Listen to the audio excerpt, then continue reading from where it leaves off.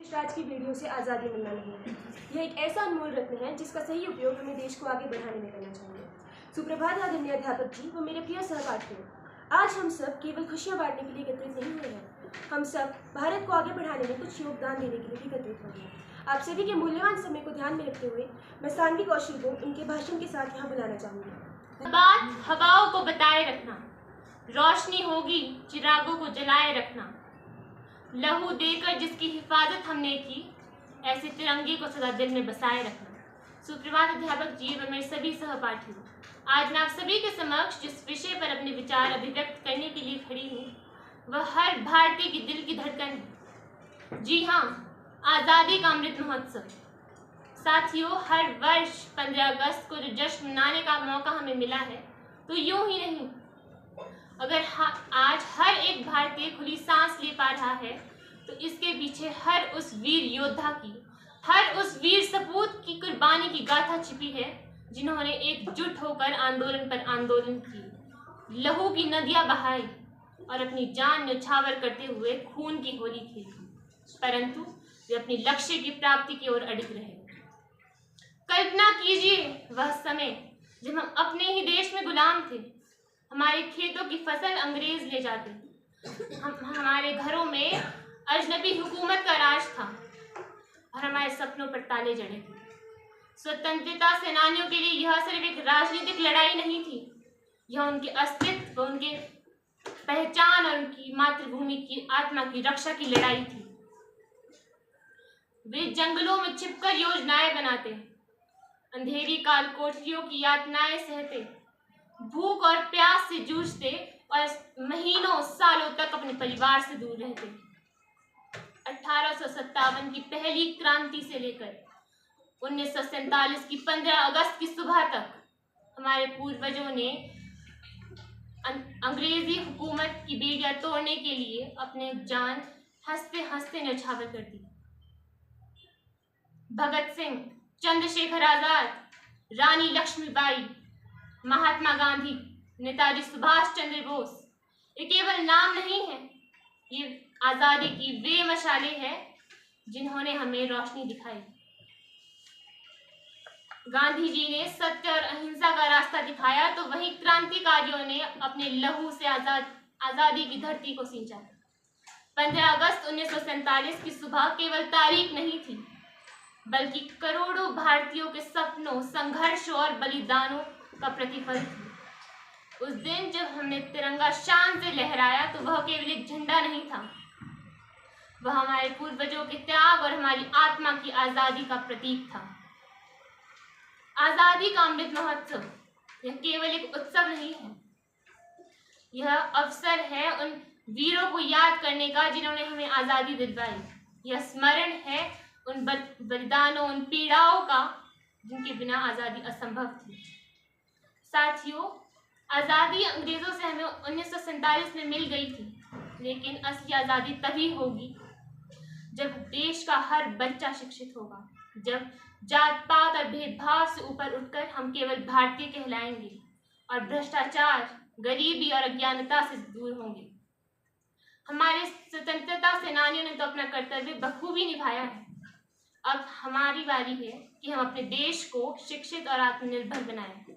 हम अपने संविधान और लोकतंत्र की रक्षा करें तथा अपने भारत को खेल, विज्ञान, कला और संस्कृति में विश्व गुरु बनाएं।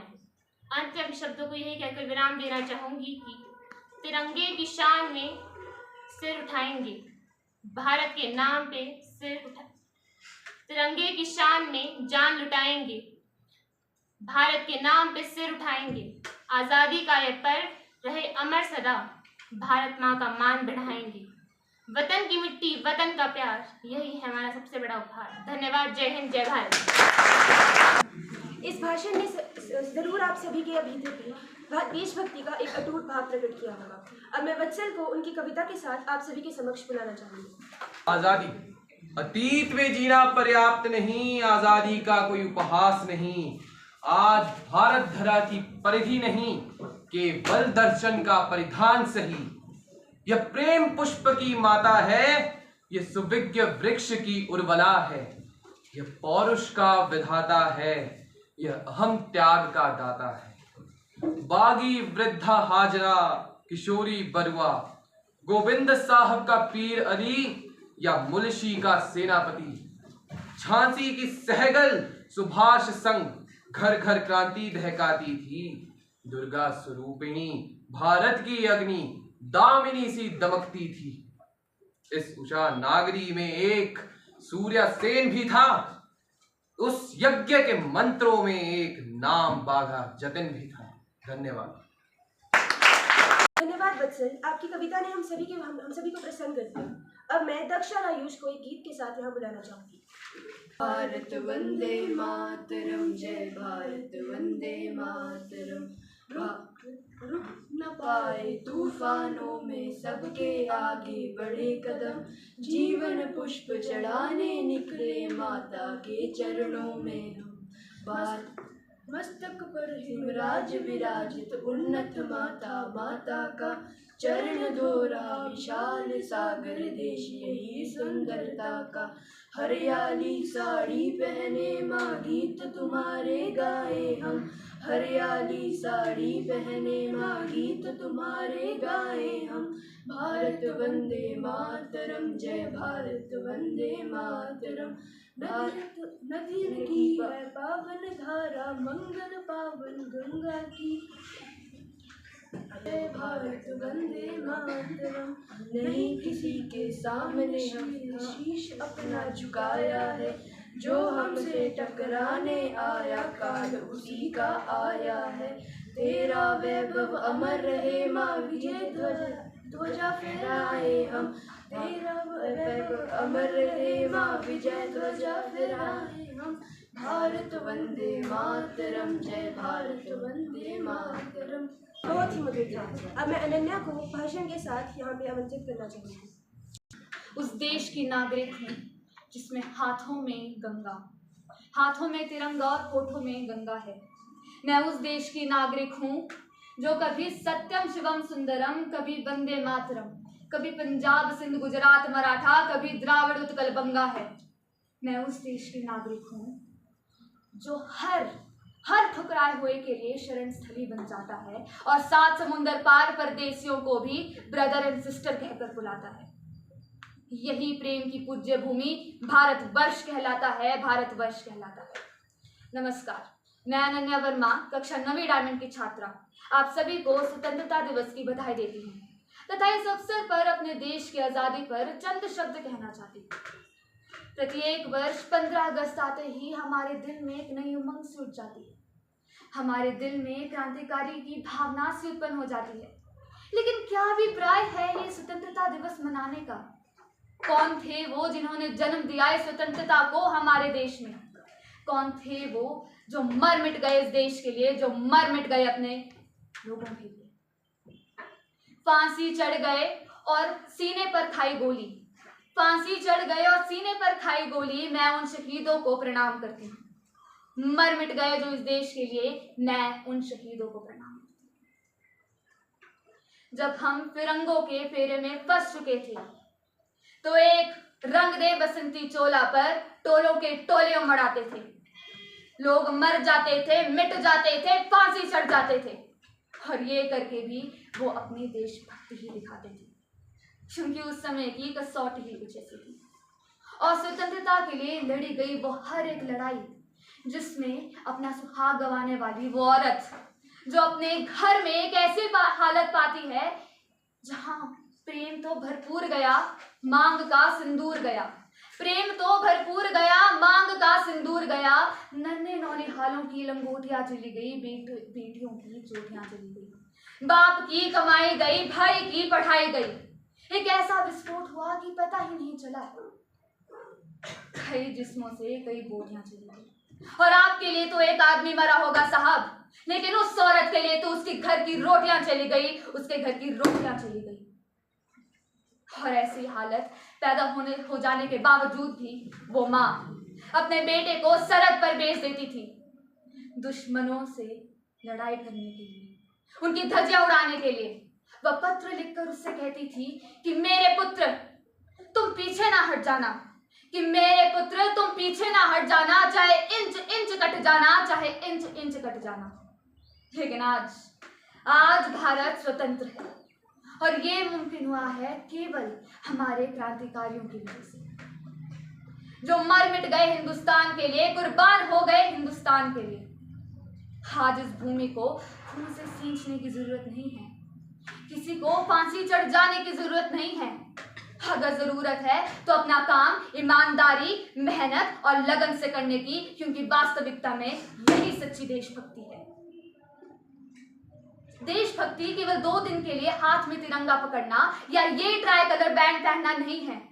और अगर आप इसे देशभक्ति समझते हैं तो मैं आपसे प्रश्न पूछती हूँ कि क्या सड़क पर बेचने वाला यही तिरंगा वो बच्चा जो भूख से तड़प रहा है, अपने माता पिता को देखने के लिए बेचैन है, क्या वो देशभक्ति कर रहा है? वो उसकी देशभक्ति नहीं, उसकी मजबूरी है कि उसे इस हालत में भी काम करना पड़ रहा है। अब चलिए मैं आप सभी का ध्यान एक ऐसी सामाजिक बीमारी की ओर ले चलती हूँ जिसने मुझे काफी व्याकुल सा कर दिया।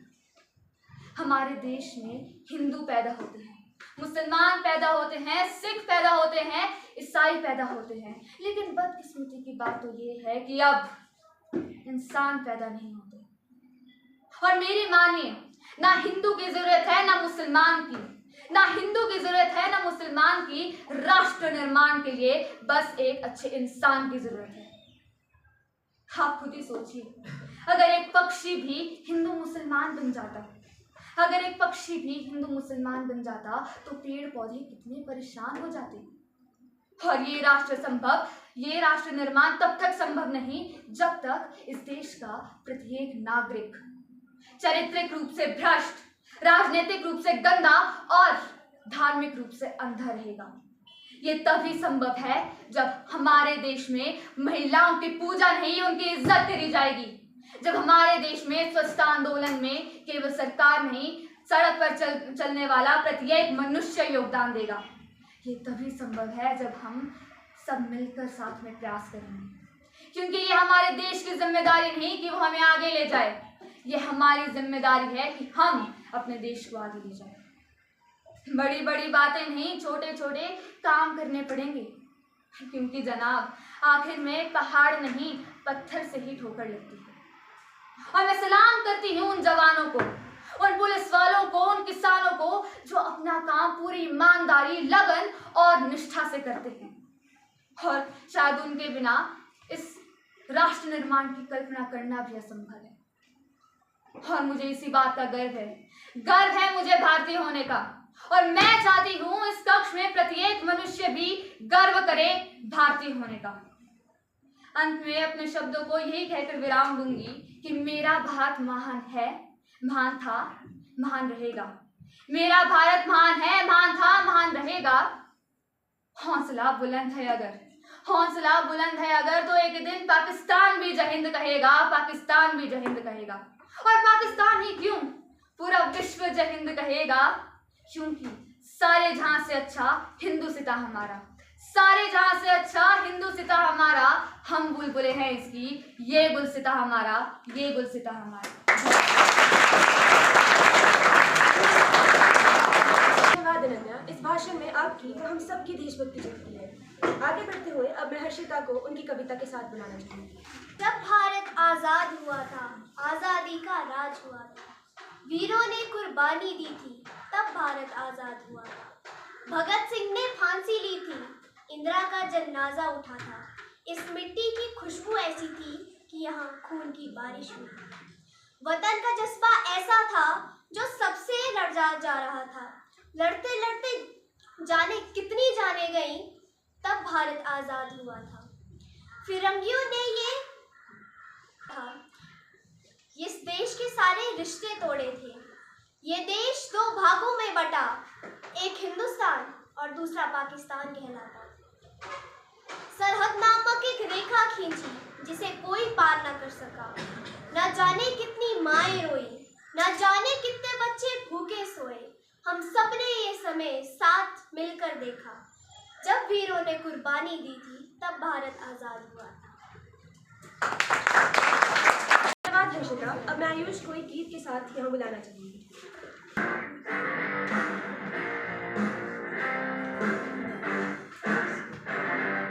नाम नहीं एक जश्न है भारत, रग रग में है जीत की आदत, ऐसा हुनर दुश्मन भी सलामी दे। तू सूरज हम तेरे उजाले, तुझसे जुदा नहीं होने वाले, आखिर सब हम सफर तिरंगे के। जय हिंद जो नस नस में है, हर बाजी फिर बस में है, दिल थाम के हिंदुस्तान बोले। सुजलाम सुफलाम मलयज शीतलाम सस्य श्यामला वंदे मातरम।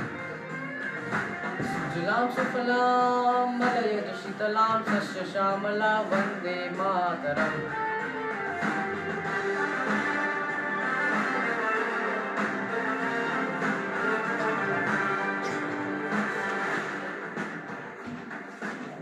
ना ही जमीन आसमानों में, ना ही मुमकिन है दो जहानों में, जज्बे इरादे और ये जुनून बनते हैं दिल के कारवानों में।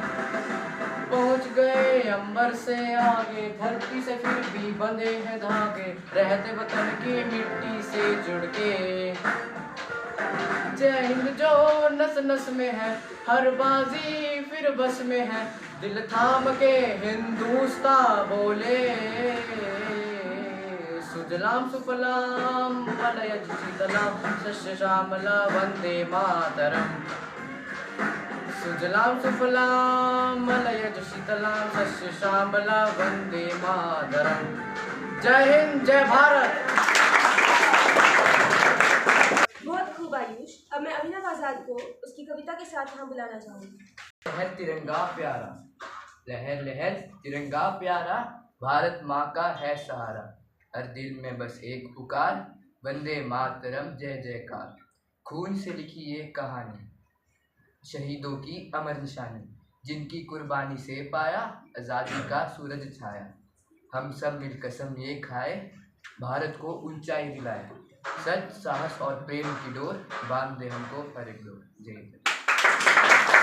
इसी कविता के साथ आज के इस कार्यक्रम को यही विराम देना चाहूँगी। आशा करती हूँ इस कार्यक्रम से आप सभी के भीतर अपने देश के लिए, अपने देश को आगे बढ़ाने की भावना जागृत हुई है। धन्यवाद।